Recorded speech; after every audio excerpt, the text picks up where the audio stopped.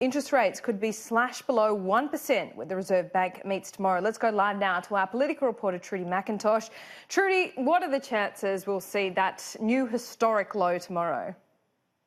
Well, Laura, economists are overwhelmingly telling us that we will see a rate cut tomorrow when the Reserve Bank meets. We're expected to see rates go from 1%, where they are now, down to an historic low level of 0.75%. Also worth noting that economists now starting to predict that we will see a second rate cut down to 0.5% by June next year. Now, the Reserve Bank Governor himself has hinted that we will see a cut tomorrow. He wants to see the unemployment rate be driven further down and also a boost to inflation. Now, economist Chris Richardson was speaking this morning about whether we'll, in the wake of interest rates cuts, we will need to see further fiscal stimulus from the federal government. He says we should wait and see until we see retail sales figures out later this week to see whether stimulus is needed.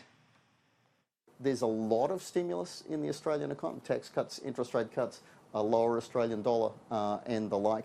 It's not enough, though, to do what the Reserve Bank would like to see, to cut unemployment by quite a chunk and to get wages moving along faster. That does leave the ball in the federal government's court, but there are good reasons why it may wish to be a little careful.